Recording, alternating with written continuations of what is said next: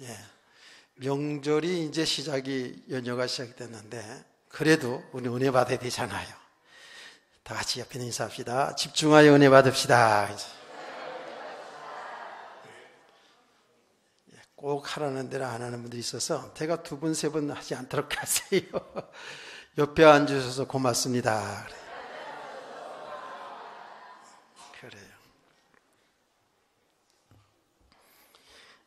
벌써 명절을 돼서 이제 고향으로 가신 분들도 있는 줄 알고 있는데, 하여튼 어디에 있든지 간에 은혜를 받아야 되죠. 그렇죠? 예배를 잘 드려야 됩니다. 그래서 저는 효심 같아서는 여러분들이 오전 예배뿐만 아니라 오후 예배도 다 같이 예배 잘 드리고, 그리고 이제 고향을 가든지 옆을 가든지 갔으면 좋겠다라는 생각이 듭니다. 오늘 내용은 있잖아요. 제가 그냥 건너뛰고 싶은 내용이었어요. 예, 이렇게 성경을 강의 설교적으로 이렇게 하다 보면 아주 난해한 그런 내용들이 성경에 있거든요. 이걸 살짝 좀 지나가서 하고 싶은 마음이 들 정도로 아리까리한 그런 내용입니다. 이게 뭘 하라라는 건지 하지 말라는 것인지 그런 내용들이 있거든요. 그러니까 더 이 성경 내용을 더 집중해서 더 보게 되고, 또 이 부분은 어떻게 설교를 했나 하고 이렇게 또 보기도 하고, 그래서 또 주석도 찾아보고 이렇게 하면서 참 많은 또 제가 은혜를 받은 또 본문이기도 합니다. 자, 오늘 이 내용들은 여러분 계속 고린도 전서를 계속 말씀 듣는 분들은 그 흐름 속에서 지금 이걸 알게 됩니다. 고린도 교회는 바울 사도가 개척을 해서 설립한 교회라 그랬죠. 근데 바울 사도가 교회를 설립하고 한 1년 6개월 동안 사역을 하다가 선교사님이니까 에베소서로 가서 이제 에베소도 교회를 세우지요. 그런 가운데에 고린도 교회에 여러 가지 신앙의 문제, 이 갈등들이 일어나지 않았습니까? 당연히 그렇죠. 그래서 이 자꾸 문제를 이야기하다 보니까 여러분 조금 부담스러운 부분이 있기도 한데, 그러나 이런 성경을 통해서 먼저 믿은 교회들, 먼저 믿은 성도들의 신앙생활의 그 과정을 보는 것은 우리에게 너무 유익한 것이죠. 그래서 이제 바울 사도가 고린도 교회 성도들에게 그렇게 말씀했죠. 이 성경은 바로 우리의 거울이 된다라고 말씀했습니다. 거울을 보면 우리의 모습이, 얼굴 다 봅시다. 한번 세수하고 왔는지, 화장은 이쁘게 했는지 한번 보자고요. 이게 우리가 거울을 통해서 자기 자신의 모습을 볼 수가 있듯이 성경 말씀을 통해서 우리들의 신앙의 상태, 우리의 영적인 상태 말입니다.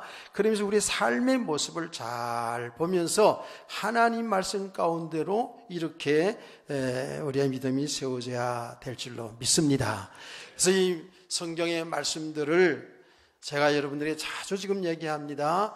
그때 그 당시에 고린도 교회에 이런 문제가 있었구나라는 정도로 끝나서는 안 된다 그랬죠. 이 말씀이 바로 여러분의 말씀, 여러분에게 메시지가 되기를 축복합니다.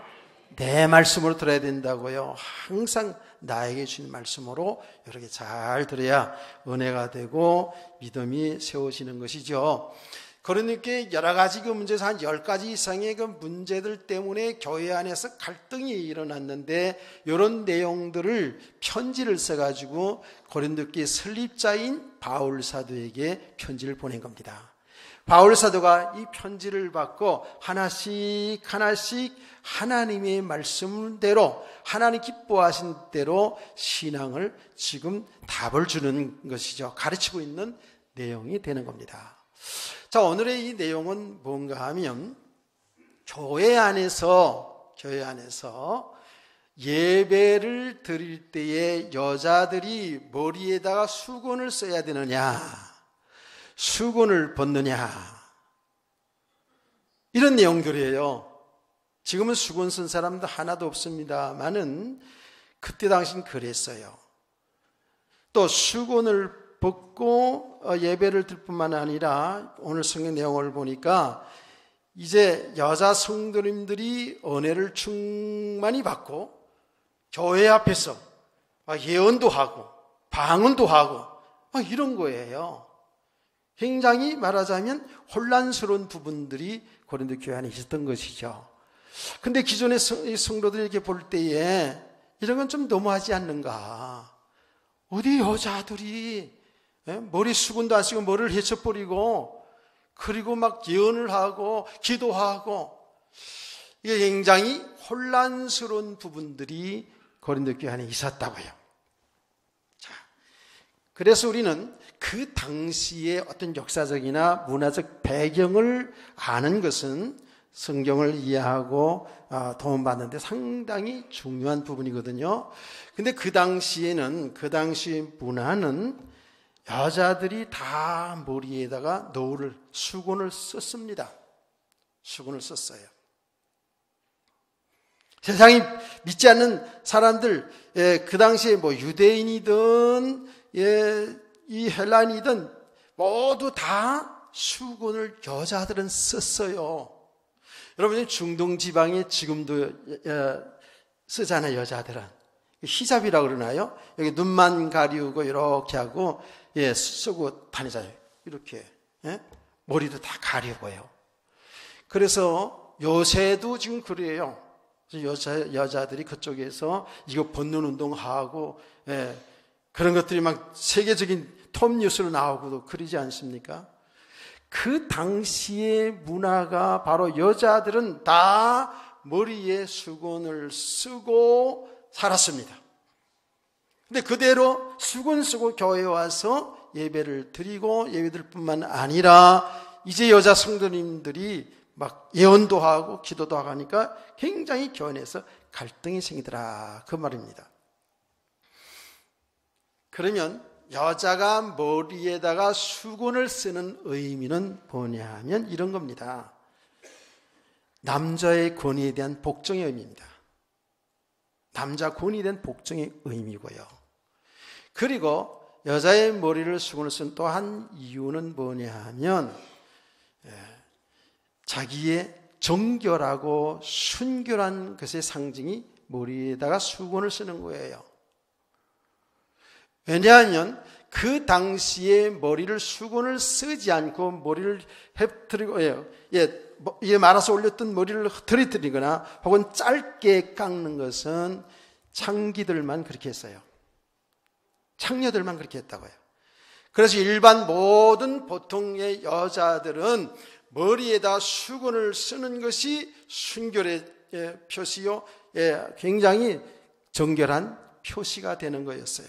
그러면서 남편에 대한 존중이고 남편의 권을 세우는 것이고 그런 거였다니까. 이거를 풀고 다니면 다른 남자에게 모든 시선을 다 빼앗기기 때문에 아주 조신하지 않은 그런 문화였다고요. 이해가 되시죠? 이제 그런데 교회를 오면서 복음을 받다 보니까 이거는 세상 문화구나, 세상의 전통이구나, 이렇게 생각을 하게 된 것이죠. 왜냐하면 바울 사도가 복음을 가지고 하나님의 말씀을 성도들 가르칠 때 이렇게 가르쳤거든요. 우리는 예수 그리스도 믿어 세례를 받은 우리는, 다시 말하면 예수 믿는 사람들은 유대인이나 헬라인이나 자유인이나 종이나, 그 당시에는 종들이 다 있었지 않았습니까? 종이나 남자나 여자나 예수 그리스도 안에서 하나이니라. 성경이 그렇게 가르쳤잖아요. 갈라디아서 3장 27절 말씀 보면 그런 내용이 자세하게 나옵니다. 그리고 바울 사도는 여성에 관한 것을 어떻게 생각했어요? 동역자라고 얘기했습니다. 그래서 이제 여러분 그 로마서 16장에도 당신을 도와서 복음 전한 사람 이름이 쭉 기록되지 않습니까? 그 제일 먼저 여자 이름이 나옵니다. 베베, 여자 이름이 나옵니다. 그리고 브리스길라, 아굴라, 이 브리스길라 여자잖아요. 동력자로 얘기합니다. 이거는 굉장히 파격적인 거였어요. 그 당시에 있어서 아주 파격적인 내용이거든요. 그렇잖아요. 우리는 이게 지금 거의 상식적으로 알고 믿음 안에서 예수 그리스도 안에서 우리는 다 형제 자매잖아요. 아멘. 제가 운동말로 제가 설교하고 내려갔을 때 오빠 그래도 괜찮다고 그랬지만 그런 사람 하나도 없잖아요. 그렇죠? 예. 여러분요, 우리나라에 교회 이제 복음이 들어온 지가 한 130년 좀 지났어요. 아직 짧잖아요. 그렇죠? 그렇다고요. 그런데 여러분이 이미 다 알잖아요. 우리나라가 정말 이 유교 사상 이렇게 받아서 얼마나 남존여비 사상이 심각했습니까? 우리 여기 어른들은 다 알잖아요. 남자는 하늘, 여자는 땅 이렇게 하고, 남자는 여자 여럿을 그려서 거느리고 살아도 문제가 안 되고 여자들은 아니고,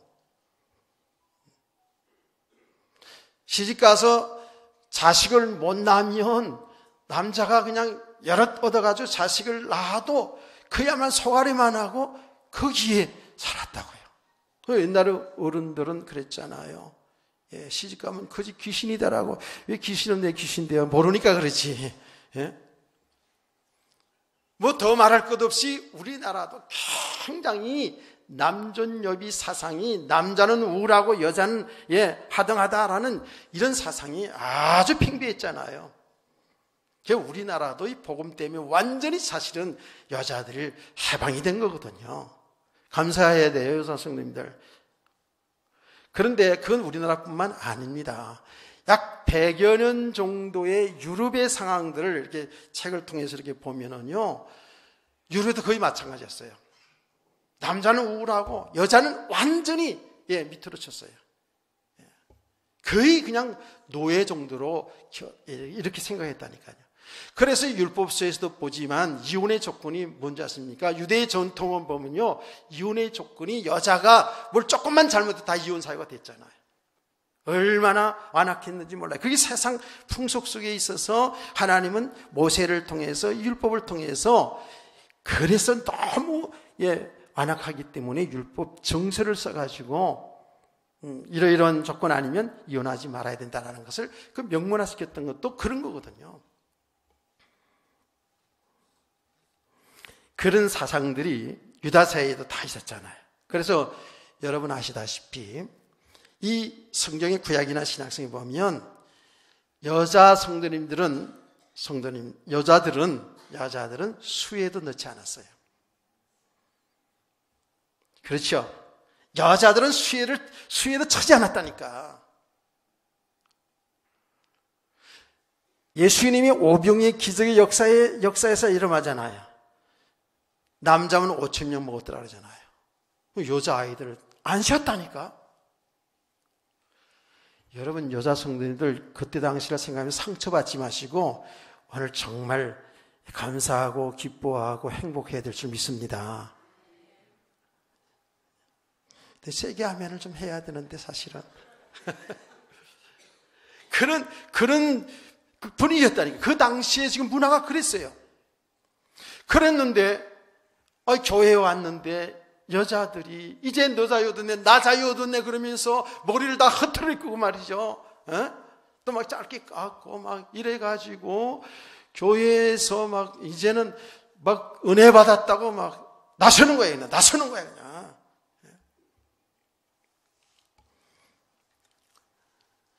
이 남자들이 볼 때도 그렇고 이 전통을 중요시해야 하는 사람들이 볼 때는 이게 뭐냐 말이야 이게. 상상이 좀 되나요? 그래서 이게 문제가 된 거란 말이에요. 그래서 이제 이런 내용들을 편지로 써서 바울 사도에게 보냈던 거예요. 여러분, 이런 문제는 우리 한국 교회를 들여다보면 또 잘 알 수 있죠. 어디에나 다 이런 문제들이 있었어요. 우리 초대교회 말입니다. 교회에 예배당을 지어서 예배 드릴 때 어떻게 했다고 여러분 들었죠? 중간에 칸을 막았다니까. 이쪽에는 남자, 이쪽에는 여자들만 앉고 이렇게 했다고요. 초대교회, 우리 한국 초대교회 그랬어요. 왜 그랬죠? 우리는 전통적으로 남녀 7세 부동석이니까. 그러니까 교회에서도 남자 여자를 구분해서 예배를 드렸어요. 진짜 그렇게 했습니다. 지금은 옆에 앉아서 고맙습니다 이랬잖아요, 인사할 때. 그만큼 복음이 안 되었을 때 그런 세상의 문화들이 교회 속에 다 들어왔어요. 그뿐입니까? 여러분, 우리 교회들이 어떤 정도 아십니까? 여자들이 있잖아요. 여자 성도님들이 머리를 다 하고 결혼한 사람 쪽들이 이렇게 올리고 이렇게 했잖아요. 그렇죠? 이렇게 하고 그렇게 살았어요. 꼭. 그리고 여자들 수건도 다 쓰고, 우리나라도 그랬어요. 수건 쓰고 다니고 이랬다고요. 그런데 여자 성도님들이 파마를 하고 딱 나타났어요. 교회에 파마를 뽀글뽀글 파마를 하고 나타났어요. 교회에서 어떻게 했는지 아세요? 징계했어요. 징계.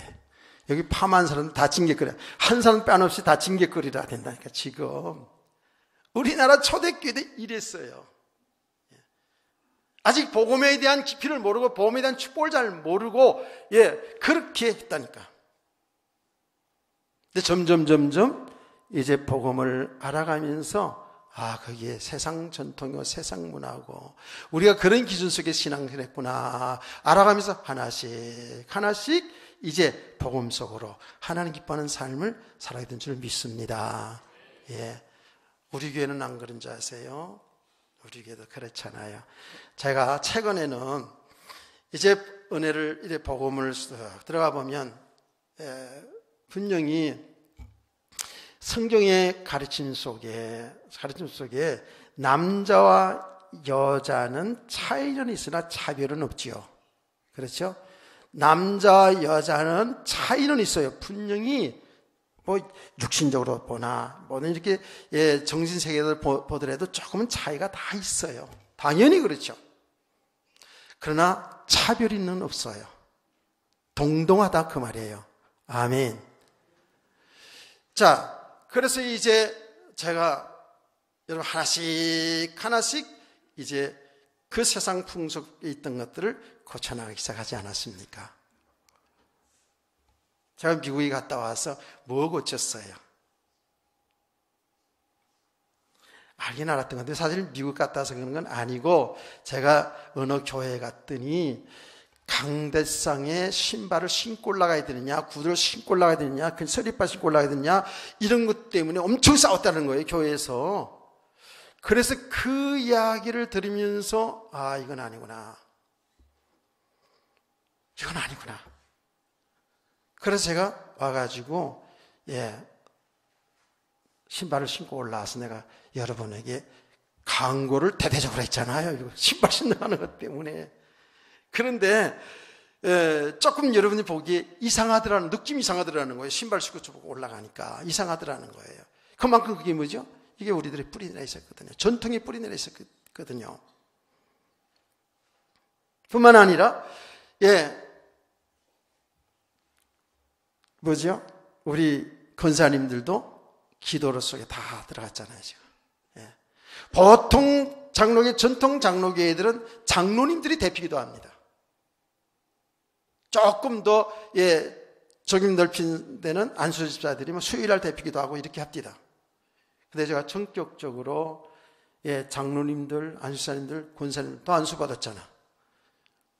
우리 일반 평신들도 다 기도할 수, 집사님도 할 수 있지만 그래도 최소한도 안수하여 구별한 주의 종들 아닙니까? 그래서 전격적으로 이렇게 로테이션해서 주일 낮 오후 이 돌아가면서 기도를 하잖아요. 근데 처음 오시는 분들이 그게 조금 이상한 거예요. 여자분들이 또 올라가서 기도하고 그러니까 장로교인데 다른 데 아닌가? 이렇게 생각했던 분이 있다고 제가 얘기를 들었어요. 그러니까 이런 겁니다. 근데 이런 것 때문에 전통적으로 이렇게 생각했던 속에 신앙생활 했던 사람들이 이렇게 되어지게 되면 이런 것 때문에 맞냐 틀리냐 이런 시시비가 분명히 있을 수 있잖아요. 그렇죠? 그래서 교회 안에서 여자들이 머리를 수건에 벗고 예배드리고 기도하고 말씀을 가르치고 연하는 이런 것들이 굉장히 혼란스럽게 본 교회 성도들이 문제를 바울 사도에게 편지한 거예요. 그런데 이 고린도교회 성도들에게 있어서는 당연히 머리에 쓴 수건을 다 벗고 아주 자유롭게 하나님께 예배드려야 된다라고 이렇게 답장이 올 줄 알았거든요. 근데 반전이 일어났어요. 그 내용이 뭐냐면 11장 3절 말씀, 2절 말씀, 3절 말씀 보면은 3절 말씀 이렇게 말합니다. 그러나 나는 너희가 알기를 원하노니 각 남자의 머리는 그리스도요 여자의 머리는 남자요 그리스도의 머리는 하나님이시라고 얘기합니다. 자, 다시 봅니다. 나는 너희가 알기를 원하노니 라는 이 말은 너희가 모르는 거 하나 있다. 모르는 거 있다. 그 말이죠. 그렇죠. 이렇게 반대로 보면 너희가 지금 아직 모르는 게 있다. 그 말이에요. 남자의 머리는 그리스도요 여자의 머리는 남자요 그리스도의 머리는 하나님이시라고 했습니다. 그래서 설교 제목을 제가 아무리 이렇게 저렇게 해보더라도 설교 제목을 어떻게 할까 하다 남자와 여자의 머리라고 얘기를 했어요. 머리가 많이 나오니까 지금 머리는 뭐예요? 권위를 얘기하는 거거든요. 권위를 얘기하는 거예요. 그래서 지금 이 수건 쓰고 안 쓰고 예배 드리고 안 드리고 하는 이런 문제를 지금 이야기하는데 권위를 얘기하는 거거든요. 지금요. 그 이 말이 뭡니까? 분명히 아까도 얘기했지만 남자 여자는 차별이 없습니다. 예수 그리스도는 다 하나입니다. 그렇지만 역할이 있다는 거예요. 영적 질서가 있다는 거예요.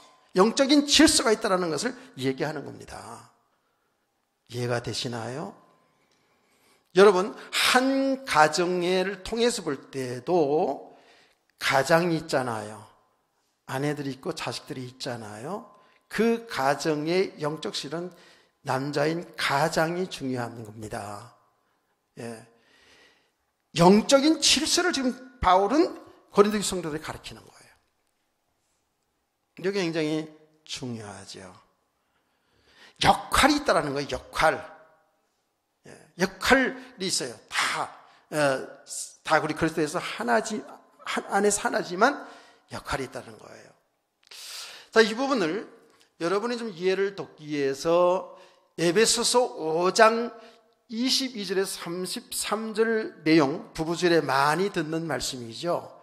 거기에 이 한 가정의 남자와 여자의 관계를 그리스도와 신부의 관계로다가 설명하잖아요. 그렇죠? 설명한다고요. 그런데 어떻게 했냐면 여자는 남자에게 복종해야 된다라고 얘기합니다. 기분이 좀 안 좋은 얼굴이에요. 잘 들어야 돼요. 여자는 남자에게 복종해야 된다. 그 남자는 그의 몸의 구주라고 얘기했습니다. 몸의 주인이라는 거예요. 여러분, 믿음의 사람 사라는 남편 아브라함에게 주님이라고 표현했습니다. 몸의 주인이라고 그랬어요. 에베소서 나중에 다 읽어보세요.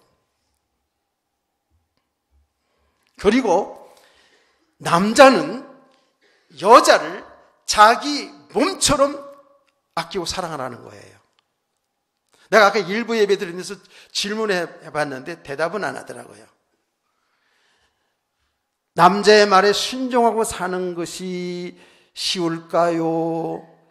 남자가 여자를 자기 몸처럼 사랑하고 사는 것이 쉬울까요? 어떤 게 수월할 것 같아요? 어떤 거 잘 될 것 같아요? 제가 생각할 때는 여자들이 남자 말에 순종하고 사는 게 훨씬 나을 것 같아요. 훨씬 편할 것 같아요. 남자는 여자를 자기 몸처럼 아끼고 사랑한다? 잘 못하잖아요. 남자들이 되게 다 자기 위주로 자기가 권위 있게 살라고 막 이러죠. 자, 어쨌든 그 이야기는 두 가지 좀 다 봐야 돼요. 그 이야기는 예수님이 우리의 주인이시고 우리는 그의 신부인 것을 얘기합니다. 예수님은 우리를 위해서 십자가에 못 박여 죽으심으로 우리를 그렇게 사랑하셨단 말이에요. 자기 몸까지 바쳐서 우리를 구원하신 분이 예수님 아닙니까? 그분이 저와 여러분의 신랑 되세요. 그 사실을 정말 믿는 성도가 맞다면 그 주님의 말씀이 순종하고 살아가는 것이 축복의 행복이죠. 아멘.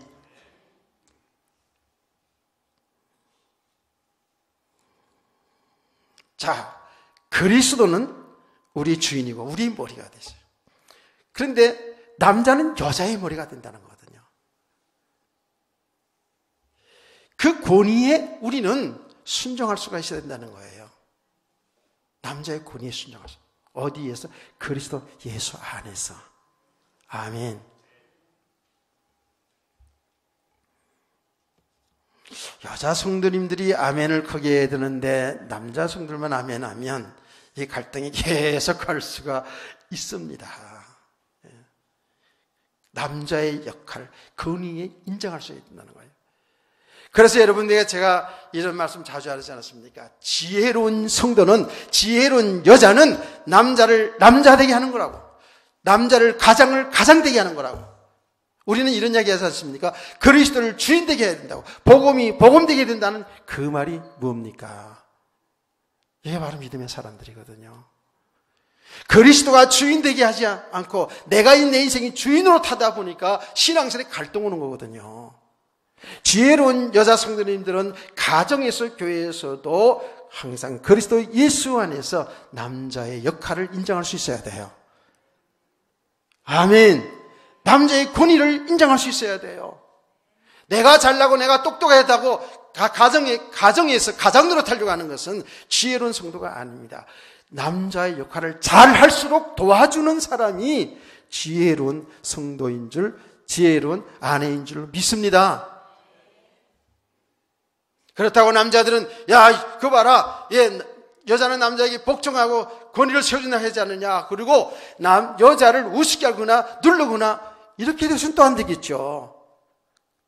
그리스도 예수 안에서 내 몸처럼 아끼고 사랑하는 이런 관계, 이런 영적인 질서가 필요한 줄 믿으시기 바랍니다.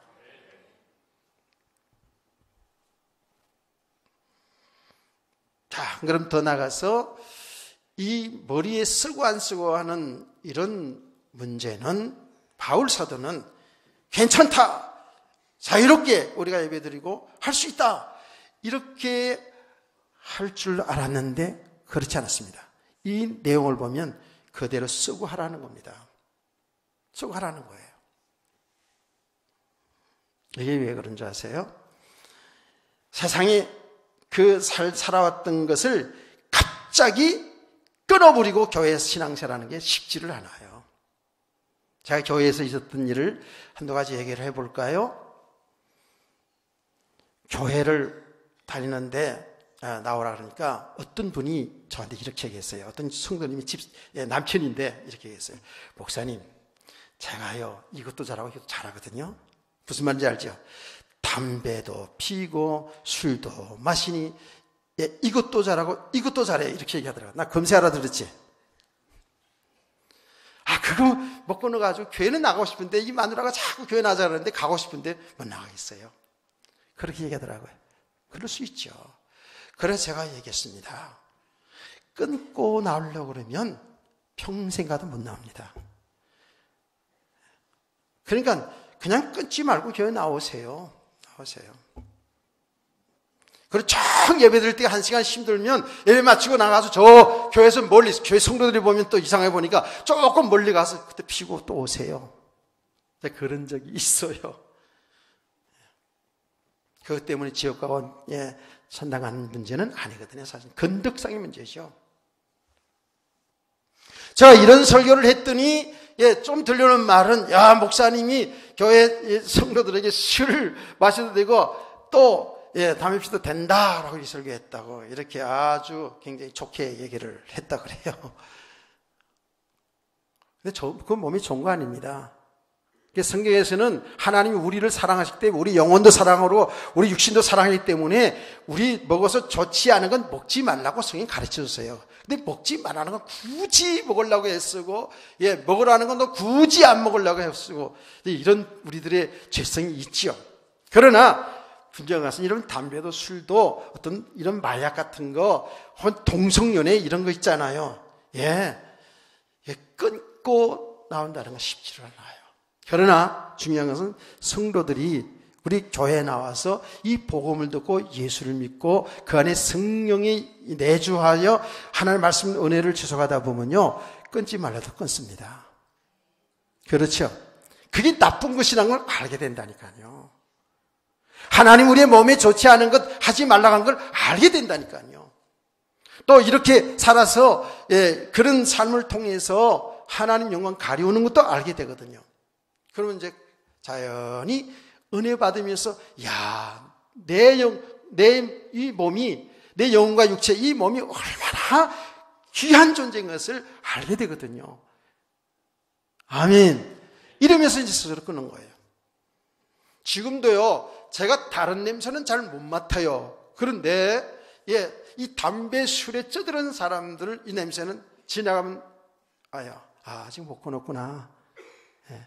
아무리 각오를 하고 아무리 치솔로 그냥 빡빡 피나도록 하고 그래도 그 배인 건 잘 안 빠지거든요. 근데 그런 것 때문에 너무 낭망하지 마세요. 계속 은혜를 받으면서 계속 복음의 빛을 받으면 하나씩 하나씩 여러분 스스로 고쳐나가게 되는 은혜가 있게 될 줄 믿습니다. 아멘. 바울은 그렇게 가르칩니다. 앞에서도 재물에 관한 이야기를 쭉 하지 않았습니까? 우리는 이제 예수 믿는 사람들은 우상 재물 하나님이 주신 하나님이 다 창조한 건데 먹어도 괜찮아. 먹어도 괜찮아. 그런데 바울 사도는 이렇게 말했습니다. 우리는 이제 예수 안에서 모든 것이 가하나 다 유익한 건 아니고 더 나아가서는 하나님의 교회에 덕을 세워야 된다라고 말하지 않았습니까? 우리 예수 안에서 모든 건 다 가해요. 그렇지만은 정말 이게 다 가돼서 유익한 것도 아니고 또 나가서 하나님의 교회에 덕을 세워야 된다라고 말했어요. 덕을 세운다는 그 말이 뭐냐 하면 사람들에게 신앙을 바로 세워주게 하는 일이라는 거예요. 그래서 우리 예수 먼저 믿는 부모들이 중요하고 예수 먼저 믿는 우리 성도들이 중요한 거죠. 아멘. 그래서 구체적으로 그러지 않습니까? 너희는 먹든지 마시든지 무엇을 하든지 다 하나님 영광을 위해서 하라는 거예요. 교회 안에서 거치는 자가 되지 말라는 거예요. 그래서 우리 성도들은 말이든지 행동이든지 여러분의 모든 삶의 모습이 하나님 영광을 위해서 성도들의 신앙에 거침돌이 되지 않기를 여러분 주의 이름으로 축원합니다. 아주 구체적으로 얘기하지 않았습니까? 그래서 여러분 교회 처음 이렇게 나오시는 분들 얼굴 보면 아래로 이렇게 훑어보지 말고 아주 친절하게. 그래서 이 교회의 안내원들이 지금 모델이 돼야 됩니다. 제가 언젠가 얘기했잖아요. 저 강림교회 이야기를 들었는데 서울 강림교회 거기에는요 안내하는 사람들이 아주 정장 탁 하고 그리고 들어온 사람들에게 아주 90도 각도로 인사하고 그런데 그분 그 안내 제일 리더가 누구냐 하면 군인 대장 출신이랍니다. 대장 출신. 항상 격려만 탁탁 받던 이 대장 출신의 장로님이 그 안내원들을 다 리더하는데 그 전부 막 리허설도 하고 다 그런데요. 나 실제로 들었어요. 그래서 주일날 교회에 올 때 그렇게 아주 가끔의 정장 입은 분들이 쫙 서가지고 정말 교회 오는 사람들이 뭐가 된 듯해요. 그래서 그렇게 친절하게 그렇게 안내를 잘한다는 거예요. 안내원들 다 누군지 잘 모르겠지만 좀 신경 써보세요. 그리고 예배 드릴 때 잘못하니까 자리도 친절하게 안내해주고, 그렇다고 새로운 사람이 자리에 앉는데 보통 성도는 자기의 뜻대로 앉는 자리가 있어. 그럼 자기 앉는 자리 가봤는데 새 사람이 앉았어 그러면 엉대로 턱턱 밀어가면서 우리 교회야 뭐 앉을 자리가 아직 많으니까. 그런데 제가 전에 섬기던 교회에서도 그랬어요. 나 그것 때문에 시비하는 거 봤다니까. 교회가 사람들 꽉 차가지고 찬송을 부르는데 다 서고서 찬송을 부르는데요, 딱 보니까 자기가 늘 앉는 자리에 다른 사람이 앉아있거든요. 그럼 자기가 피해가지고 본주민 사람 피해서 앉아야 되잖아. 그런데 그건 자기 자리인다고 옆으로 툭 치면서 들어가더라니까. 이 사람이 놀래가지고. 이럴 수도 있어요. 다 믿음이 없으면. 그래서 바울 사도는 그런 거예요. 지금 쏘고 안 쏘고가 그게 사실은 구원의 생명에 관한 문제는 아니잖아요. 그러니까 그대로 두면서 이제 차근차근히 복음을 들어가면서 하나씩 하나 고칠 건데, 그것 때문에 시시비가 되어지고 그러면 어떻게 되겠냐고요. 교회 자체 내에서도 갈등이 있게 것이고, 또 새로 오는 사람들도 얼마나 갈등이 되겠냐 그 말이에요. 깨닫기를 저희는 축원합니다. 이렇게 설명을 자세히 하는데 못 알아들으면 그건 대개 사정이에요. 그렇죠? 그러면서 바울 사도는 거기에서 끝나지 아니하고 이렇게 얘기합니다. 자, 9절 말씀을 14절 말씀을 다 같이 한번 보시길 바랍니다. 시작.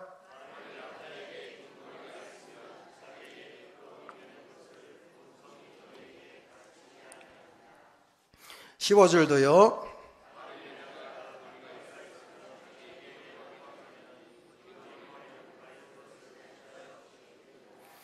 또 여기 보면 긴 머리가 또 영광이 된다고 그러고, 이게 참 여러분들이 조금 읽었을 때 헷갈렸을 수 있는 부분들이고요. 저도 그랬고요. 지금 이 내용들은 뭡니까? 만일 남자에게 머리가 있으면 자기는 부끄러움이 드는 것이 본성이니 너희 가르치지 아니하느냐? 여자가 긴 머리가 있으면 자기 영광이 된다. 이런 말씀을 했어요. 본성이 뭐예요? 하나님이 창조한 원래 하나님의 형상. 그 하나님이 우리 인간을 남자와 여자를 창조할 때의 그 본성, 하나님의 그 형상은 누가 가르치지 않았더라도 남자는 머리를 길게 늘었다는 것이, 그것이 수치스러운 것을 안다는 거예요. 물론 요새도 뭐 특별한 경우에 뭐 꼭 표시를 내기 위해서 수염도 막 기르고 또 머리도 다 기르고 머리 뚫뚫 말아서 남자들도 이렇게 상 들고 이렇게 다니는 사람도 있고 그러잖아요. 특별한 사람이 그렇게 하긴 해요. 그럼 보통 남자들은 깔끔하게 이렇게 머리를 잘 깎고 이렇게 한 것이 더 씩씩해 보이고 산뜻해 보이고 더 힘이 쓰고 멋지잖아. 아멘. 아멘을 좀 해보세요. 나 이거. 이게 본성이 남자는 머리 길게 하는 것을 생각한다는 거예요. 그게 하나의 창조의 질서예요. 그게. 여자는 머리가 긴 머리가 일단 아름답잖아. 야, 다음 주부터 긴 머리 소녀들 많겠다 이제. 근데도 이미 다 깎아서 뽀글뽀글 했으니 어떻게 했어요? 그럼에도 불구하고 여러분 생각하세요. 남자는 지금도 머리 빡빡 깎고 다녔어요. 우병수 집사님 어디 있어? 안 왔네 오늘. 어디 있어요? 안 왔어요? 못 한 거지 이제 명절 갔으니까. 남자는 이렇게 빡빡 깎고 있잖아요. 뭐 머리가 안 났어도 그렇겠지만 그래도 남자는 그래도 괜찮아. 근데 여자가 팍팍 밀고 다닌다 생각해보세요. 좀 안 되겠죠, 그렇죠? 본성상 여자는 머리를 이렇게 길게 기르고, 지금도 보세요. 아무리 파마했어도 여자가 길지 남자보다. 안 그래요? 그게 이제 하나님이 창조한 우리 몸의 본성이거든요. 맞습니까? 그러니까 이게 무슨 말이냐 하면 모든 게 다 그런 거예요. 원래 창조한 하나님의 형상과 본성을 찾아가는 거거든요. 이게 은혜 생활인 줄 믿으시기 바랍니다. 그 얘기입니다. 지금 당장 뭐 수건 쓰고 안 쓰고 그 문제 때문에 이거는 생명의 문제, 구원의 문제는 아니거든요. 이게 은혜 받으면서 이게 이제 이렇게 하나님의 형상, 원래 창조한 하나님의 인간 본성으로 돌아가게 된다라는 것이죠. 여다기를 축복합니다. 그렇습니다. 여러분, 에베소서에도 바울 사도가 이런 부분들을 성도의 신앙의 생활을 지도하면서 우리 옛사람과 새사람에 관한 얘기를 하지 않았습니까? 우리 옛사람은 어때요? 하나님 모르고 살아간 우리 예수 믿기 전에 사람들은 전부 다 우리 육신의 욕심을 위해 살았어요. 우리 정욕대로 살았다고 했어요. 그래서 세상에서 방탕하고 살았다는 거예요. 완전히 영적으로 무관계해져가지고 하나님을 떠나 있는 상태니까, 하나님을 모르는 상태니까 그 영적으로는 완전히 무감각한 것이죠. 그러니까 영적으로 하나님 떠나 있는 우리 인간들은 어떻게 해야 돼요? 전부 눈에 보이는 육신의 욕심을 따라 사는 거예요. 그게 어떤 내용이에요? 보암직, 먹음직, 지혜롭게 할 만한 탐스러운 것을 내 것으로 만들어가면서 내 힘을 기르고 그것을 통해서 세상을 살기 원하는 것이 우리 인간의 죄 아래 있는 인간의 모습 아닙니까? 그 삶이 저주받은 삶이고 그 삶이 방탕한 삶이라는 것을 성경이 얘기합니다. 그래서 이제는 예수 그리스도 안에서 이 하나님의 형상을 이루어가라는 거예요. 새 사람을 입으라는 거예요. 할렐루야. 옛사람을 하나씩 버리고 이제 새 사람을 입으라는 거예요. 지금 우리 교회에서 이 부분을 얼마나 많이 얘기합니까? 이미 예수 그리스도 믿는 순간에 저와 여러분 옛사람은 죽고 그리스도 예수 안에서 새 사람이 된 거라고요. 새로운 피조물이 된 거예요. 거듭난 줄 믿으시기 바랍니다. 우리는 이미 예수 그리스도 안에서 모든 축복을 다 받은 사람들이라. 그런데 아직 옛 풍속이 있어요. 옛사람의 모습이 있어요. 세상에 살던 그 생각, 살던 그 옛 세상의 풍속들이 그대로 우리에게 남아있다고요. 그래서 우리는 계속해서 어떻게 돼요? 하나님의 말씀을 통해서 이 복음의 빛을 통해서 내 옛사람을 조명하는 거예요. 내 옛사람 모습을 보는 거예요. 이게 얼마나 중요한지 몰라요. 그래서 우리가 보면 볼수록 우리는 이 세상 풍속에 세상 육신의 욕심대로 내 영광을 위해 살아가던 삶의 모습이 그대로 보이지 않습니까? 얼마나 여기에 묶여 있는지. 신앙생활을 이제 1년, 2년 정도, 2, 3년 정도 이해가 되지만 수년간, 수십 년간 이렇게 신앙생활을 하면서도 아직도 그리스도 예수 안에 있는 이 세계를 보지를 못하니까 내가 받은 축복이 뭔지를 모르고 내가 살아야 될 이유, 목적도 제대로 모르고 아직도 내 영광을 위해서 내 부귀영화를 위해서 몸부림치고 여기에 묶여 살아가는 우리의 모습들이 보여줘야 될 줄 믿습니다. 그래서 이 하나님의 은혜를 계속 말씀을 통해서 이 복음을 통해서 우리가 원래 창조된 하나님의 형상으로 우리들이 세워져 가야 될 줄로 믿습니다.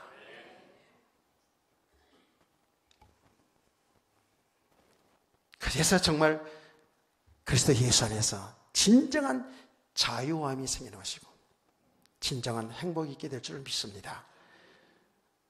고린도 교회나 우리 교회들이나 아직도 이런 문제들 속에서 갈등하는 사람들이 많이 있습니다. 우리 성도들 알아야 됩니다. 말씀을 통해서 정말 복음의 가치, 그리스도 예수 안에 있는 내가 얼마나 복받은 사람인지를, 우리는 얼마나 축복의 삶이 약속되어 있는지를 이것을 잘 보면서 정말 믿음의 사람들로 세워가기를 주 예수님은 축원합니다. 은혜를 잘 지속하시기 바랍니다. 찬송가 96장 찬송